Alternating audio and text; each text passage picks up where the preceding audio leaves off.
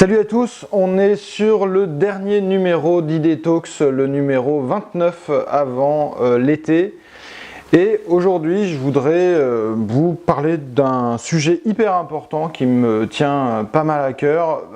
Et pourquoi ce sujet-là? L'histoire, c'est que dernièrement, j'étais au comité de pilotage du congrès annuel de l'OITS, l'Organisation internationale du tourisme social, dont est partenaire le ministère de l'économie, Bercy, autrement dit la DGE, la Direction Générale des Entreprises, qui s'occupe également du tourisme. Et quand j'ai fait une proposition de parler du tourisme inclusif, ça veut dire de comment le tourisme peut impacter positivement sur les personnes les plus en difficulté, j'ai eu une réponse assez acerbe en disant que c'était pas le sujet et qu'on n'avait pas à parler des migrants. On sait actuellement dans les médias qu'on parle beaucoup de ce sujet-là, on parle d'une crise migratoire, etc. Ce matin encore, on a eu une validation de l'Europe sur une position d'ensemble sur la question des migrants. Trump fait des conneries aux États-Unis sur cette question-là. Salvini en Italie est de plus en plus extrémiste. Il y a la montée des extrêmes est partout. Ici dans les Alpes, il y a des groupuscules qui veulent bloquer la route des migrants. Moi, je voudrais faire un peu un coup de gueule par rapport à cette question, parce que je pense qu'il y a un vrai lien possible entre le tourisme, les migrants et la question de l'insertion. ID Talks, numéro 29.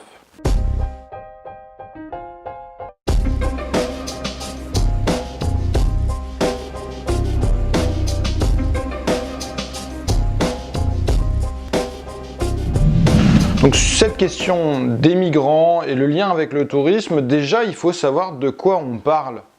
On parle de quoi quand on parle des migrants? On en voit plein de chiffres, lisez les bonnes choses, informez-vous avant de raconter des trucs dans tous les sens. Je vous invite à lire un truc, et je vous le mets sur l'image, le petit guide Lutter contre les préjugés sur les migrants, qui est assez intéressant, qui a été fait par la CIMAD. Et sinon, il y a Vincent Verza qui fait des vidéos qui s'appellent Partager, c'est sympa sur Facebook. Et là, il a fait une dernière vidéo dernièrement qui s'appelle Mérite-t-il d'être français, par rapport à ce Malien qui a escaladé un immeuble parisien pour aller sauver un enfant. Il y a des choses très concrètes, très vraies dans cette vidéo et ça permet de s'informer en fait sur cette question des migrants et de la crise migratoire. Simplement quelques chiffres, en 2015, 1,2 million de nouvelles demandes d'asile ont été faites en Europe, soit 0,2% de la population européenne. Et en France, c'était 80 000 personnes. Ça représente quand même pas énormément de monde. Et simplement, dans tout ce qu'on entend sur les aides sociales, comme quoi ils viendraient nous voler notre argent, notre job, etc., les migrants, les réfugiés, ils ont une seule aide dont ils ont la possibilité d'avoir, c'est l'aide médicale de l'État et ça ne représente pas grand-chose. Ils n'ont pas le droit d'avoir le RSA parce qu'il faut être 5 ans en France avant de le demander. Et il y a plein de gens qui ne le demandent même pas. Donc arrêtons un peu avec la vision très ah là là, ils vont tous nous bouffer, on n'aura plus notre culture. Parce que c'est clairement pas ça. Et quand ils viennent, ils vont aussi créer de l'économie et créer de l'emploi en fait dans notre pays, direct et indirect. Et derrière, c'est une question aussi de savoir ce qu'on veut. À chaque crise, à chaque période de crise, en fait, la tentation est grande pour nous de tous chercher des coupables. Mais au final, on n'a qu'une seule planète, encore une fois. Je vous ai parlé beaucoup d'environnement et de développement durable. On voit tous les impacts aujourd'hui qu'il y a sur l'environnement. Vous avez vu les problèmes d'orage, d'inondation, les problèmes liés aux glaciers, etc. Mais au final, on veut vivre dans quel monde? On n'a qu'une seule planète encore. Elon Musk, il n'a toujours pas réussi à aller sur Mars. Donc derrière, on n'en a qu'une seule. Il va falloir qu'on soit tous ensemble en fait sur cette planète et que ce soit au niveau social, que ce soit environnemental, qu'on trouve les solutions. Et là-dessus, les impacts et les migrants, ils vont continuer. Parce qu'en fait, on a de plus en plus d'impacts négatifs liés au changement climatique, liés à des migrations climatiques demain. Donc il va falloir qu'on s'adapte et qu'on fasse preuve de solidarité, parce que sinon ça ne marchera pas. Et là-dessus, c'est pour ça qu'on pense que c'est beaucoup plus une crise de solidarité qu'une crise de migration. Et quand on voit certaines réactions, et moi quand je vois les reportages qui sont faits sur Génération Identitaire, là dans les Alpes, avec des mecs sur des polaires bleus qui font croire qu'ils sont des flics et qui vont barrer les barrages des migrants, mais c'est pas possible, on veut pas de ça en fait comme valeur de ce monde-là. À partir de là, il faut qu'on trouve faut qu'on travaille avec les ONG qui sont là-dessus, il faut les soutenir. Le travail de Minga qui est fait dans beaucoup de villes, dont ici aussi à Grenoble, pour faire de l'insertion en fait des migrants et essayer de les accueillir, de les insérer pour mieux parler français, pour trouver du taf, etc. Parce que les barrières, elles sont quand même grandes à l'entrée. Mountain Wilderness, ça fait un gros taf. J'avais accueilli Freddy et Maignan ici pour justement aller au col de l'échelle avec plein de gens de la montagne qui ont des valeurs de solidarité et pas des valeurs pour fermer en fait les frontières. Idem, Jean-François Rial, le patron de Voyageurs du Monde, un mec en or qui essaye justement de se battre très fort sur ces questions en ce moment, avec un soutien pour SOS Méditerranée et l'Aquarius, avec des actions qui sont faites avec pas mal d'acteurs à Paris pour mettre en place un resto solidaire pour les réfugiés, etc. Enfin, il y a un vrai travail qui est fait et il faut aller dans ce sens-là. Donc le lien avec le tourisme, il y a plein de choses. Comme d'habitude, il y a des acteurs qui payent pas forcément très bien leurs impôts ici en France et qui sont critiqués, mais ils bougent. Airbnb a lancé depuis pas mal de temps Airbnb Open Homes qui prend les devants pour accueillir les migrants, pour faire un peu des portes ouvertes auprès de ces réfugiés. Et justement dire, vous avez la possibilité d'utiliser aussi Airbnb là-dessus. Tourisme, hôtellerie, restauration, c'est des superbes outils d'insertion derrière pour ces personnes-là qui ont des compétences.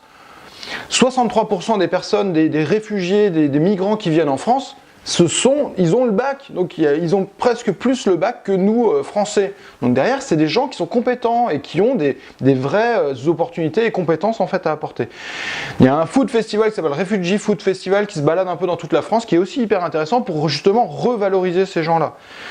Est-ce qu'on ne pourrait pas inventer des restaurants et des hôtels d'application où, voilà, on les insère dans les jobs pour que derrière, ils puissent venir?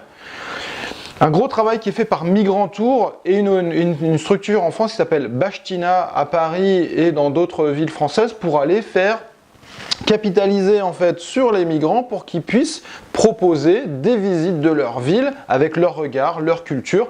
Par exemple, le Petit Mali à Paris, qui, si vous êtes sur Paris, c'est quelque chose d'hyper intéressant. On pourrait multiplier en fait ce genre d'initiative.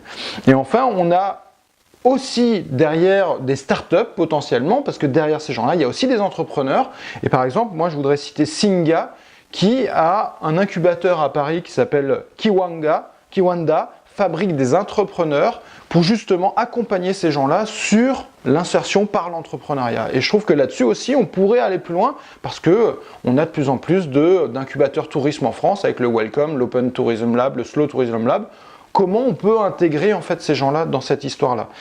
Et je pense qu'on a des vraies valeurs en fait dans le tourisme d'ouverture vers les autres à apporter à ce combat de solidarité en fait dans ce secteur. Est-ce que vous avez d'autres exemples? Donnez-les-moi, je serais vraiment ravi. Et si vous avez des idées de projets d'insertion par le tourisme, l'hôtellerie, n'hésitez pas à m'en parler, ça m'intéresse et on va essayer de développer des choses. Merci.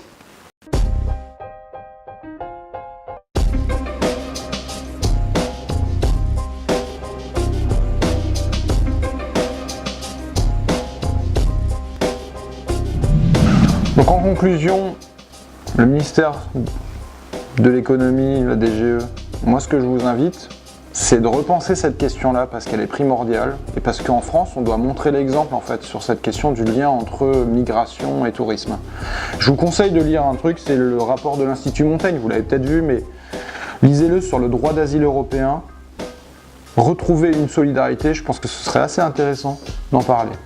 Et on se retrouve au congrès annuel de l'EITS, mi-octobre à Lyon, pour aussi débattre de ces sujets, parce que je ne vais pas m'empêcher en fait de parler de ça. Et sinon, bonne saison à tous, c'est le dernier, avant l'été, travaillez bien, n'oubliez pas qu'on fait un métier chouette dans le tourisme, qu'on a justement des valeurs à partager, d'accueil, d'hospitalité, donc appuyez-vous là-dessus pour donner des sourires aux touristes et aux voyageurs qui vont chez vous. À bientôt et on se retrouve en septembre avec de belles surprises. Ciao!